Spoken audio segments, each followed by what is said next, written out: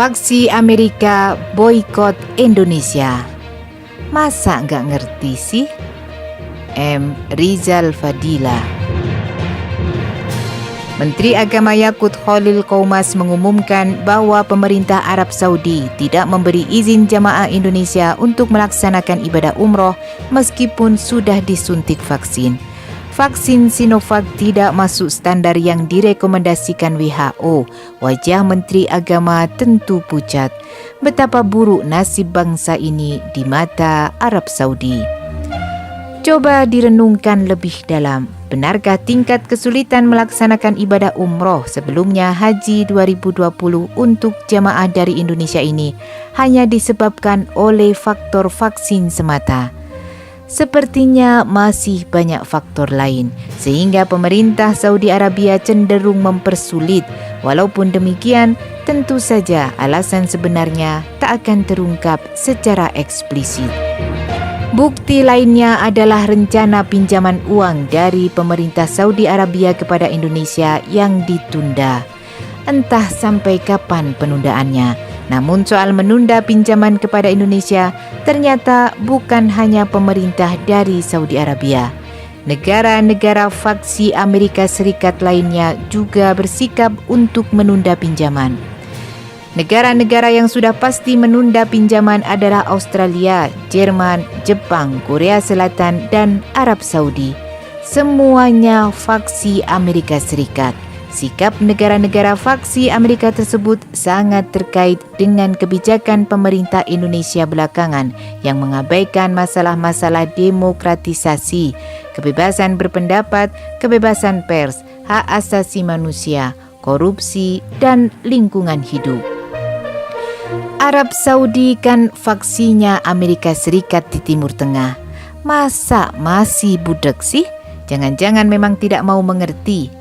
Kenyataan ini jangan juga dipisahkan dari keluhan Menteri Keuangan Sri Mulyani tentang ruwetnya investasi dari luar ke Indonesia. Sebab hampir 90% investasi luar negeri di Indonesia itu masih negara-negara faksinya Amerika Serikat. Ditundanya bantuan bilateral dari negara-negara faksi Amerika Serikat yang ditambah dengan sulitnya investasi dari luar negeri semakin memperlihatkan kuatnya tekanan Amerika kepada pemerintahan Presiden Jokowi. Kenyataan ini semakin disempurnakan dengan pernyataan resmi Menteri Luar Negeri Amerika Serikat tentang 8 poin pelanggaran hak asasi manusia yang terjadi di Indonesia. Kalau sinyal-sinyal politik dari Amerika Serikat dan sekutu-sekutunya kepada pemerintahan Presiden Jokowi ini tidak juga mau difahami, maka kemungkinan bakal ada tekanan yang lebih keras. Ciri dan karakter dari kekuasaan Partai Demokrat adalah menciptakan krisis ekonomi. Sebaiknya Jokowi belajar dari kejatuhan mantan Presiden Soekarno dan Soeharto. Dua presiden paling kuat dan terlama berkuasa di Indonesia, Soekarno dan Soeharto, jatuh saat Partai Demokrat berkuasa di Amerika. Soekarno jatuh saat Presiden Amerika dijabat Lyndon Johnson dan Soeharto saat Bill Clinton. Soekarno dan Soeharto itu jatuh melalui krisis ekonomi yang menumpangi keresahan masyarakat yang meluas. Sementara sikap Saudi Arabia sekarang sebagai peringatan itu terkait beberapa hal. Pertama, Indonesia di masa pemerintahan Jokowi ini kebijakan politiknya cenderung anti-Arab. Lewat kampanye Islam Nusantara terlihat hendak memusuhi hal-hal berbau Arab. Para buzzer bayaran istana terus memojokkan dengan istilah kadal gurun atau kadrun, persis masa PKI dulu. Kedua, Menteri Agama bukan prototipe seseorang yang memahami agama secara mendalam, apalagi ulama. Jauh dari yang layak dan pantas, anti-Wahabi dan Salafi yang tentu menyakitkan Saudi Arabia. Koboi sinkretisme dari faham keagamaan, dari jaga gereja hingga doa campur-campur. Ketiga, pemerintah Indonesia membantai dan membenci ulama.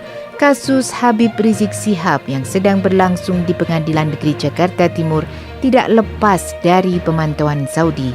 HRS yang sangat dihormati di Saudi ternyata setelah pulang dinistakan di Indonesia. Bahkan 6 pengawalnya dibunuh secara sadis oleh aparat negara.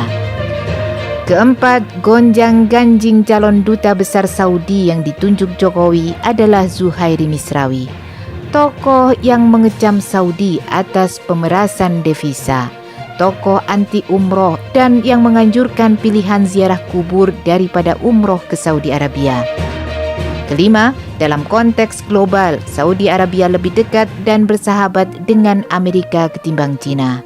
Sedangkan Indonesia sedang akrab-akrab dan bermain-main dengan China. Vaksin pun dari China. Sinovac yang dianggap masih rentan bagi penularan COVID-19. Kualitas Sinovac yang diragukan dan bermutu rendah. Keenam, di samping HRS dan pimpinan FPI keturunan Arab yang dihabisi secara politik, Gubernur DKI Anies Baswedan pun terus-menerus dimusuhi dan ditekan oleh pemerintah Jokowi. Potensi untuk maju pada Pilpres ke depan dihalang-halangi secara masif. Semestinya Indonesia mengerti bahwa jamaah umroh telah menjadi korban. Sebelumnya jamaah haji 2020 yang menjadi korban. Sejak awal lobi Indonesia terhadap Saudi selalu lemah, apalagi kini di era COVID-19 yang terasa semakin babak belur. Harus ada perubahan kebijakan politik jika hendak membantu umat Islam agar dapat melaksanakan ibadah umroh dan haji ke Saudi Arabia.